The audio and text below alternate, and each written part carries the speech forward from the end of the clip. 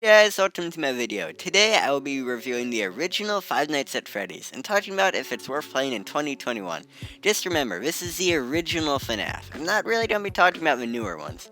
In order to do this, to talk about the original FNAF, I would be talking about what I liked and disliked about it, by saying what is good, bad, and just ugly. Hopefully this can help you decide if you want to buy it or not.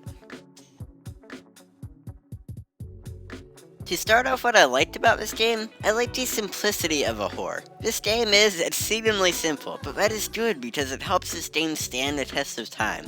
The graphics aren't anything extraordinary, but they look fine now. The animatronics do look a little bit rough, but I think that just adds to the scariness of them.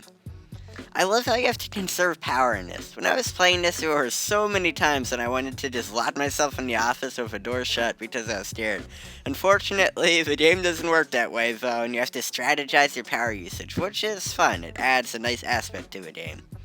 This game is really polished. I didn't really find any bugs when I was playing. This goes hand in hand with it being simple. I don't think there is really much that can go and bug off to start off, but it's still fun, and that makes it overall a well-made game. You can tell a lot of love went into this game. But yeah, speaking of that, the lore is just great. There are so many mysteries in this first game that still haven't been answered to this day, almost 7 years later. So it's really fun to theorize those kinds of things, and I really like that aspect of FNAF. I feel like now, after his first game has been out, and there's been so many more, a huge part of a community is just based around all those theories, and I think that's great. I think people can still play this game and look back on it and see like, okay, that mystery's still here, what's going on with that? And I think that's really good, because it's no fun playing a game like this and then all the stuff has been solved. I think that's fun and it brings people back to this game. And if you haven't played the first FNAF yet and you like it, luckily there's a lot more things you can do. There are a bunch of other FNAF games and even books if you want to keep playing, which can be really good. It's sort of like a TV show that's had, I don't know, like 10 seasons. There's a lot to catch up on, but it's fun to binge.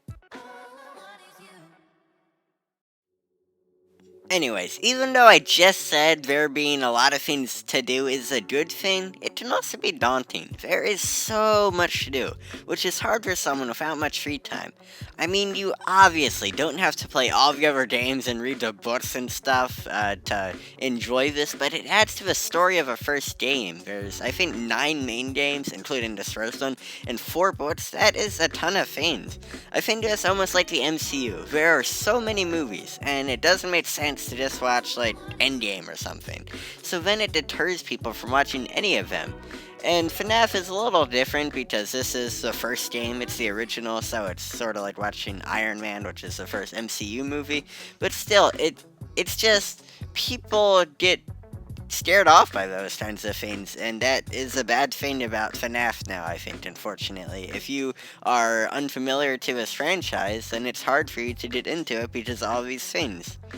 This game is really old, too. It's a classic, absolutely, but it is really old. It came out nearly 7 years ago in August of 2014.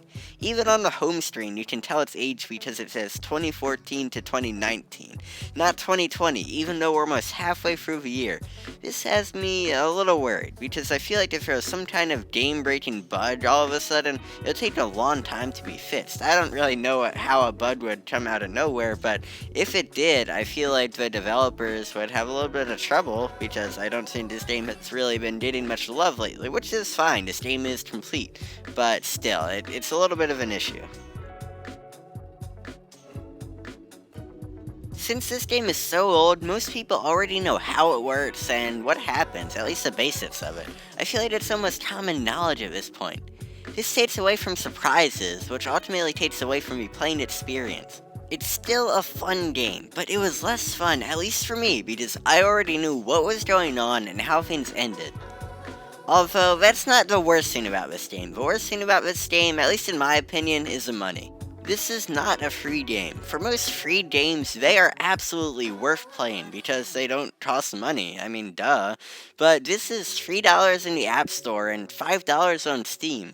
If this game had a ton of content, the price tag wouldn't be a problem. It doesn't cost much after all, but the thing is, there isn't all that much to do.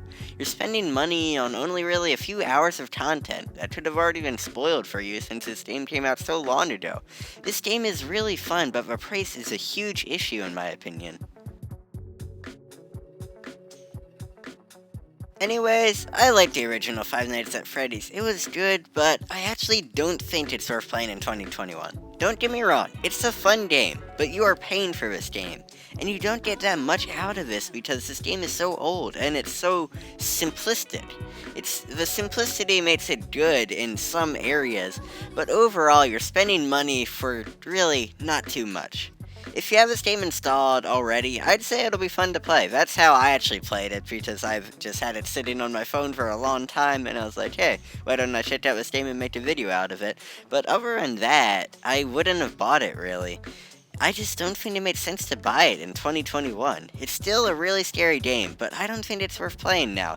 Maybe if your dad is like a Fortune 500 company, or I don't know, you have a lot of money, I say buy it, or if it doesn't really matter to you, maybe play it for nostalgia. But other than that, I don't recommend you play it, really. Of course, you can if you want to. I'm not stopping you. If you want to, have a good time, but I wouldn't.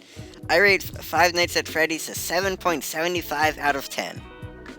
So, anyways guys, thanks for watching. Please like and subscribe if you enjoyed this video, because it would really mean a lot. Make sure to tell me if there are any movies or shows you'd like to see me review next, and I will see you in the next video.